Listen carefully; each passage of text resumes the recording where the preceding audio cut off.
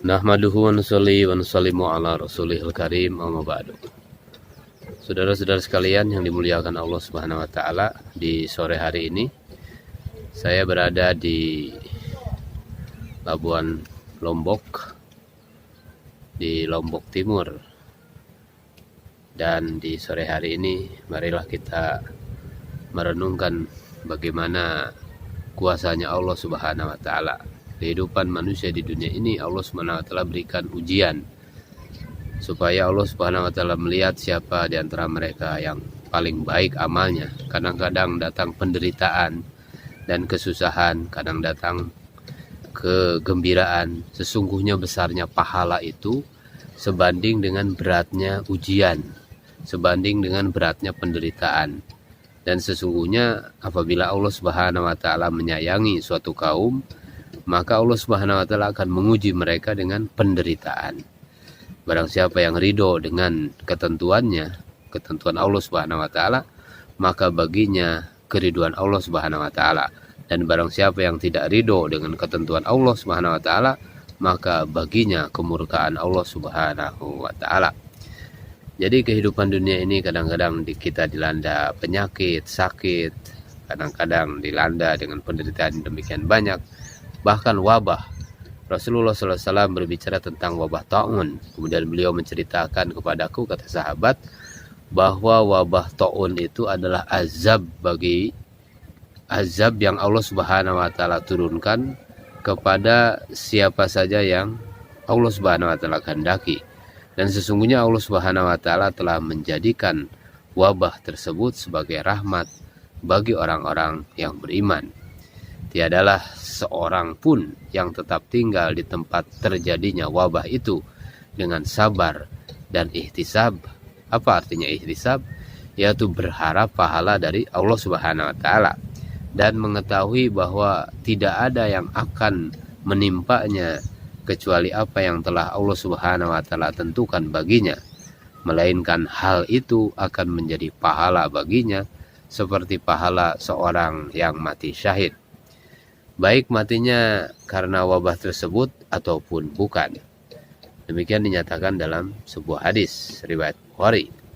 Saudara-saudara sekalian, masih ada juga hadis yang lainnya yang menjelaskan tentang perintah syariat bahwa apabila musibah turun di suatu tempat, di suatu daerah, maka orang-orang yang berada di sana tidak boleh keluar dari tempat itu, dan orang-orang yang dari luar tempat itu tidak boleh masuk ke sana. Saudara-saudara sekalian, hadis yang tadi telah kita sampaikan ini menjamin ketenangan bagi orang yang mengharapkan pahala dan menunggu dengan sabar di tempat terjadinya wabah tersebut. Penyakit ta'un adalah penyakit yang menular. Sumber penyakit itu umumnya meluas pada bagian pinggang, kemudian ketiak atau leher. Orang yang terkena wabah ini biasanya meninggal dunia pada hari kedua atau hari ketiganya. Saudara-saudara sekalian, demikianlah orang atau satu masyarakat atau satu negeri, maka dia dilanda oleh musibah. Oleh karena itu, kita bersyukur kepada Allah Subhanahu wa taala diberi kesempatan pada waktu ini, yaitu afiah, keselamatan dan kesehatan. Maka kita pelihara dengan senantiasa bersyukur kepada Allah Subhanahu wa taala. Kalau kita melihat keadaan alam di tempat ini, maka kita bersyukur kepada Allah, mengagungkan Allah, memuliakan Allah, berzikir kepada Allah. Nah, kita beribadah dengan sungguh-sungguh kepada Allah Subhanahu wa taala dan kita syukuri. Dan bagaimana kita mengingatkan saudara-saudara kita yang lalai dari perkara ini, kita bawa mereka kepada ketaatan kepada Allah Subhanahu wa taala. Nah, kita lihat, perhatikan di tempat-tempat yang jauh dari tempat ini. Nah, orang-orang di sekitar sana pun banyak yang lalai dari perintah-perintah Allah Subhanahu wa taala dan sunnah-sunnah baginda Nabi sallallahu alaihi wasallam. Banyak yang lalai dari sholat, banyak yang lalai dari perintah-perintah Allah Subhanahu wa taala. Perintah sholat saja sudah dilalaikan, apalagi perintah-perintah yang lain. Oleh karena itu, tanggung jawab kita sebagai umat Rasulullah sallallahu alaihi wasallam yaitu mengajak mereka untuk taat kepada Allah Subhanahu wa taala.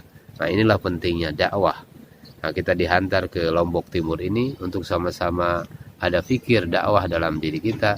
Semoga Allah Subhanahu wa taala dengan asbab pengorbanan kita yang sedikit ini, Allah Subhanahu wa taala tunjukkan, Allah Subhanahu wa taala turunkan hidayah yang bercurah-curah di kampung ini dan kepada orang-orang nun jauh di pulau sana, dan juga orang-orang di sekitar sini, dan juga seluruh umat di seluruh alam. Semoga Allah Subhanahu wa taala berikan hidayah, turunkan hidayah seluruh alam.